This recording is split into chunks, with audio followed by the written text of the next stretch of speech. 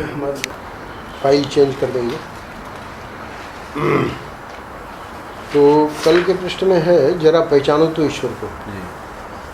कल का पृष्ठ सरल है, 16 अप्रैल का, और आज 17 अप्रैल है। तो महर्षि कह रहे हैं कि ये मतलब 7 पृष्ठ क्रम से ज्ञान विज्ञान योग में से 7वें अध्याय में से है गीता के। तो आज वाला मतलब ये 16 अप्रैल वाला, ये भी ज्ञान विज्ञान योग में से 151, 152, 153, 154। देखो ईश्वर का दर्शन क्या विलक्षण है, कहीं छुपा हुआ नहीं है ईश्वर। ईश्वर बिल्कुल प्रकट है। हमको अपने बचपन की याद है, एक महात्मा के पास हम लोग जाते थे गंगा किनारे। वो सिद्ध माने जाते थे, जाने पर गाली भी देते थे। तो महर्षि सुना रहे हैं कि एक व्यक्ति वो महात्मा के पास आया, महर्षि मतलब शंतनु बिहारी द्विवेदी के रूप में, क्योंकि महर्षि जब गांव में थे तो उस समय की बात है। तो हम लोग वहीं थे। अच्छा, पूछा उसको, जो व्यक्ति आया उसको, महात्मा ने कि काहे के लिए आए, क्या काम है। उसने कहा कि हम भगवान का, ईश्वर का दर्शन करना चाहते हैं। तो महर्षि पहले ही कह दिए कि वो सिद्ध थे और गालियाँ देते थे। तब उन सिद्ध महात्मा ने गाली देना शुरू कर दिया। और वो जो व्यक्ति आया वो भी पक्का था, बैठ गया, बोला मैं तो बिना ईश्वर के दर्शन किए जाऊंगा ही नहीं।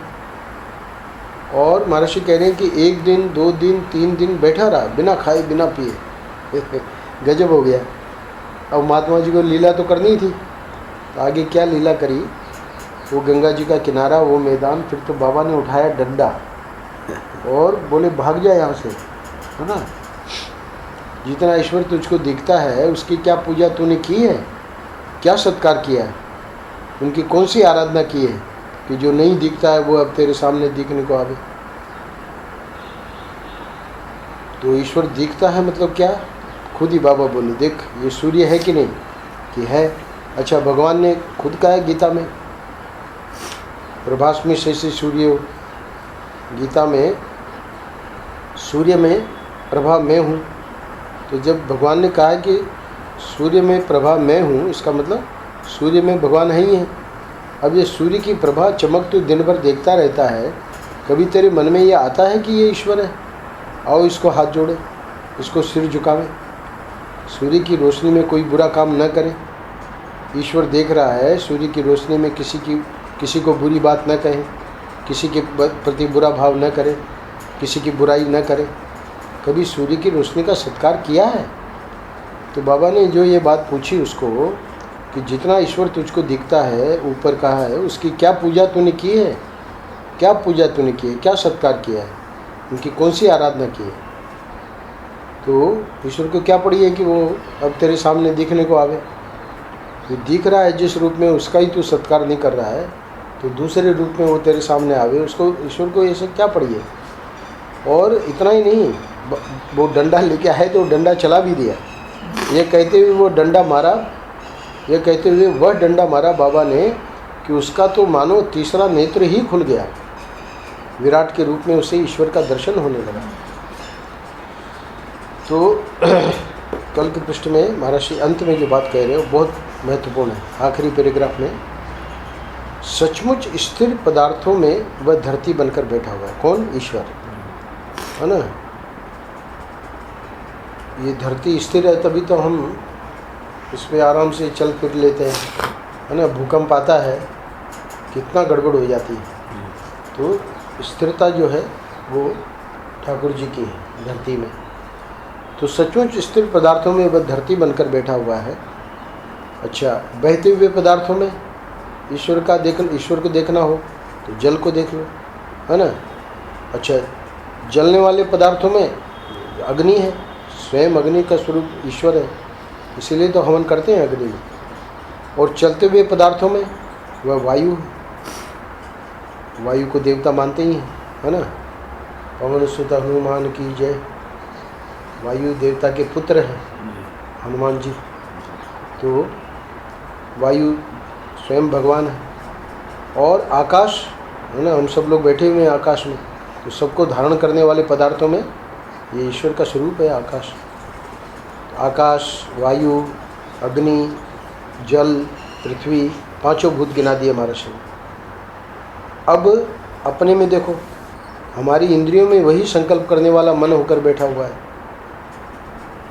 तो इंद्रियां और मन जो है ये कैसे चलते हैं? तो ईश्वर ही इनको चलाता है। ईश्वर अगर संकल्प करने वाला ना हो, है ना, व्यक्ति गड़बड़ा जाए तो आगरा भेज देते हैं इलाज के लिए। क्यों?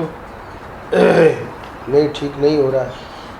तो ईश्वर जब तक है ना, तब तक सब ठीक है। हमारी इंद्रियों में वही संकल्प करने वाला मन होकर बैठा हुआ है। इतना ही नहीं, वह निश्चय करने वाली बुद्धि है। कौन? ईश्वर। और महर्षि कह रहे हैं इतना ही नहीं, अरे मृत्यु के रूप में भी वही आता है। तो मृत्यु के रूप में वो क्यों आता है? क्योंकि मृत्यु तो हमको अच्छी नहीं लगती। तो जैसे कपड़ा जीर्ण हो जाता है तो हम लोग वो कपड़ा बदल देते हैं, उसको हटा के नया पहनते हैं। तो ऐसे ही जब हमारा इस शरीर का प्रारब्ध पूरा हो जाता है, यानी वो कपड़ा प्रारब्ध जो है वो कब पूरा होगा इसकी कोई वो डेट नहीं है ना। तो इसलिए हर एक व्यक्ति के प्रारब्ध, शरीर का प्रारब्ध अलग अलग है। तो वो जब कपड़ा जीर्ण हो जाता है तो उसको हटा रहे हैं। मृत्यु का अर्थ कोई घबराने की बात थोड़ी है। 84 लाख ड्रेसेज रखी है भगवान ने पहले से ही हर एक जीव के लिए तैयार, है ना। तो इसलिए मृत्यु के रूप में भी वही आता है, ईश्वर ही आता है। और वही अच्छा, वही बुरा, वही मृत्यु, वही अमृत बनकर आता है। तो अच्छा वाला तो हमको अच्छा लगता है, और बुरे रूप में क्यों? ईश्वर बुरे रूप में क्यों? तो वही बुरा का मतलब यह है कि हमारे जो है ना गलत कर्म है, तो उस रूप में जब आएगा, रुद्र रूप है उसका, तो रुद्र रूप से वो हमको जो है